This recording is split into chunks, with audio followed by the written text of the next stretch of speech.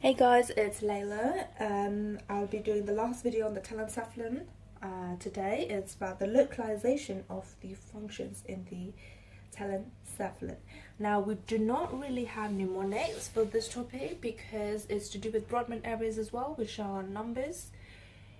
And yeah, I wouldn't be able to make a mnemonic for this one.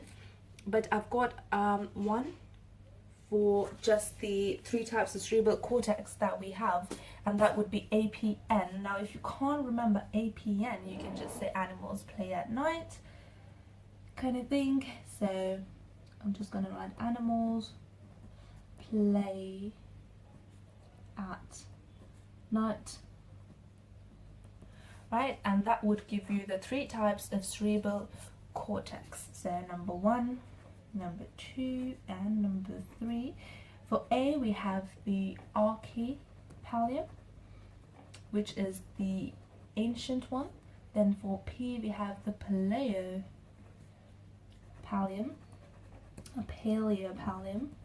which is the primal, and then we have the neopallium, which would be the new one, cortex, right? Now, the archipallium was considered to have the hippocampal gyrus and only 3 laminae. If you watched my previous video, you know what laminae are. Paleo had only 4 to 5 laminae, and the neo had all 6, along with the pre and the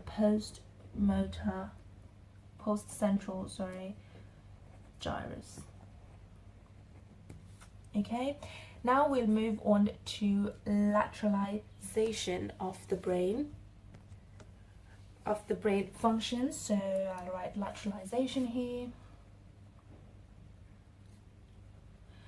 Okay, so we do not have a mnemonic here, but I can tell you something that might help you learn. So people say, or generally they say, that left-handed people are said to be smarter than the right-handed people. So keeping this in mind, let's lateralize functions of the brain. So we have left and we've got right hemispheres of the brain. Okay, so for left we have analytical thought, right? What else? We've got logic, we've got language, reasoning, written, and right hand control, right, etc. For the right, we have art awareness, creativity, imagination, intuition, music awareness, and left-hand control. That would be for the lateralization. Now we can move on to the cortex. Like, we have 3 types. So we have 3 types of functional areas: sensory, motor, and association areas. So we'll write types of functional areas.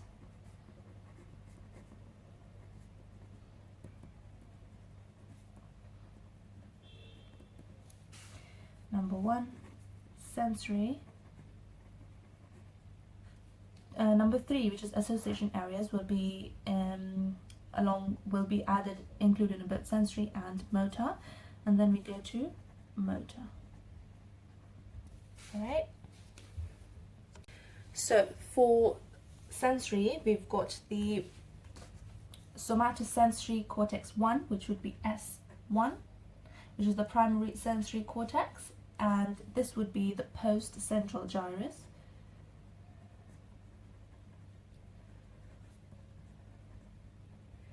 Which is Brodmann number areas 3, 1, and 2. 3, they say, is only cutaneous, and 2 is for proprioceptive impulses, and this is a part of the paracentral lobule. So it receives from the thalamus, VPM and VPL nuclei of the thalamus. Okay. So, and then number 2, S2, somatosensory 2, we've got the superior parietal lobule, and the Brodmann numbers are 5 and 7. It's for the shape, size, and the texture of objects. Then we move on to the senses. So for vision, we've got the occipital lobe, of course. Now we have 3 numbers here. We've got 17, 18, and 19. 17 would be the primary visual area, cortex. 18 would be secondary, and 19 would be tertiary, then known as striate cortex. Then you have the auditory one, which would be the superior temporal gyrus, right? It's number 41 and 42, which would be the primary numbers, and then 22 area would be the secondary. Lesions lead to word deafness. Lesions lead to word deafness. Okay, then we can also include Wernicke's speech area. Wernicke's speech area. And it's for the understanding of written and spoken language. The areas are 22, 39, 40, and 44. So damage results in aphasia, which means that you can put words together, but they will lack meaning. Then we can also include the prefrontal cortex, which is for the normal expression of emotions and the ability to predict consequences of actions. So it's an extra one. You can just write prefrontal cortex with the numbers 9, 12, 46, and 47. Again, for the normal expression of emotions and the ability to predict consequences of actions. Then we can move on to the motor. Now, the motor also has M1 and M2. So M1 would be the pre-central gyrus, number 4. Okay, so the upper part of this gyrus, it's like this. So the upper part would be for the trunk and the upper limb, and the lower part would be for the face and the head. And this includes the pyramidal tracts, which, if you don't know, are the corticospinal and the corticonuclear tracts. And if you have seen my previous video, you'll know that it contains the giant pyramidal cells of bats. Right? Okay, so then we have M2, which would be the medial frontal gyrus. The motor is usually the frontal lobe, so medial frontal gyrus. And this would be number 6 and 8. Okay, then we've got premotor area, which is 6 and 8 also. So this would be 4, 6, and 8. And then you have the premotor area, which is 6 and 8. It's also in the frontal gyri, and it's for programming intended movements. So you can write this as an extra information. You have the premotor area, 6 and 8, for programming of intended movements. I'll just write programming.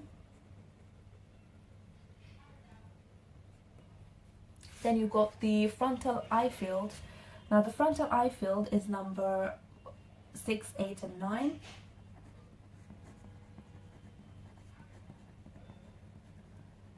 And it's for stimulation of this area, leads to both eyes moving to opposite directions. Eyes to opposite directions.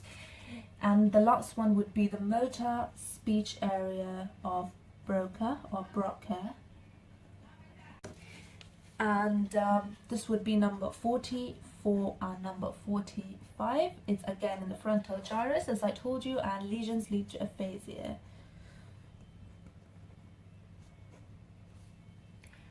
Alright, that is it for this video. Now I'll show you a picture of the brain and the Brodmann areas.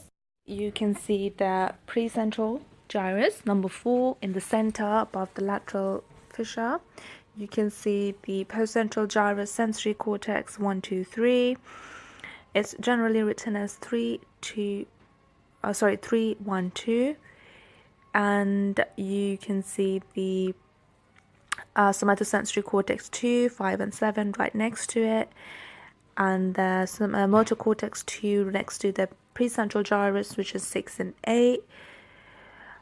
You can see the auditory cortex in the superior temporal gyrus, number 41, 42 and 22.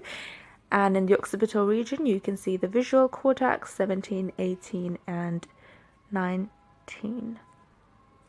That is it. If you like this video, please do give it a thumbs up and subscribe for more videos. Thank you guys. Take care.